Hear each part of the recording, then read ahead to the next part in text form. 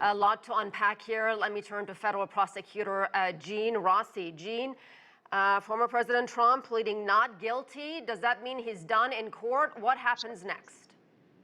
All right, what I want to stress here is Donald Trump is presumed innocent. He's assumed innocent. And I'm hoping and praying that he gets the full panoply of his due process rights, number one. But number two, what you're going to see now is a series of deadlines. Deadlines to file motions, deadlines to hold hearings, and maybe a possible tentative trial date. Won't happen this year.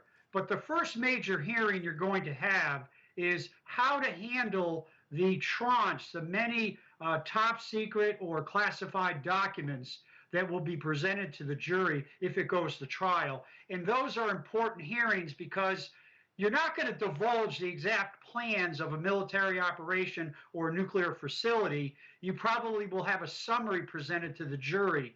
So these documents, because they're so sensitive, because they're so important, they have to be handled with the utmost care, and they're going to have a what they call a CIPA hearing, Classified Information Procedures Act hearing, to see how to protect those documents before you even go to trial.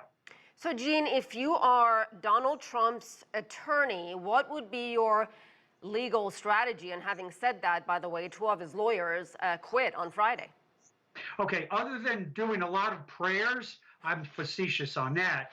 There are about three arguments they could make. They're not 100% winners, but if I'm a defense attorney, possibly three. One is you make a motion to quash the search warrant that resulted in this indictment.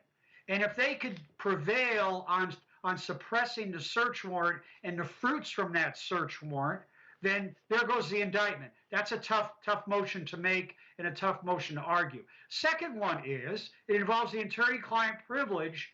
Evan Corcoran apparently is the attorney from whom they received notes of his meetings with President Trump. If they could get the judge to change the ruling and say that those notes should not have been turned over, that there wasn't an exception to the attorney-client privilege, then the grand jury process becomes poison.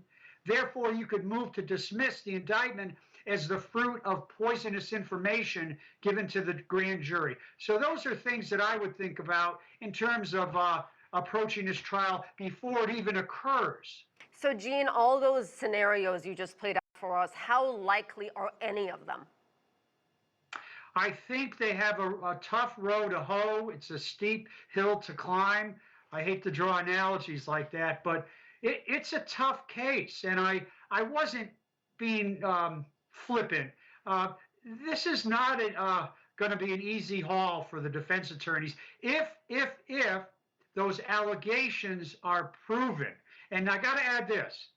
In any criminal case, and I've done a ton of them in my 30 years with the Department of Justice, when you have obstructive conduct, when you have obstruction counts, those are diamonds in the rough for prosecutors. They really elevate the underlying charges, which is the willful retention of classified documents. And very quickly, we're out of time. If there is, in fact, a trial in Florida, Gene, how likely can they find a jury that can be fair and objective? I mean, this is Trump's turf.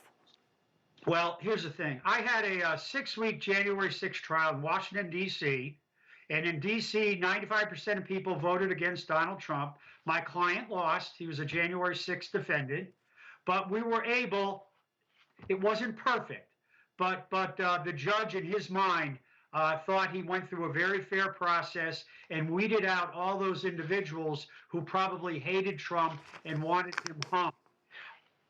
I think that the judge, even though there's some questions about her impartiality, I think at the end of the day, we'll get a fair jury. And here's the thing.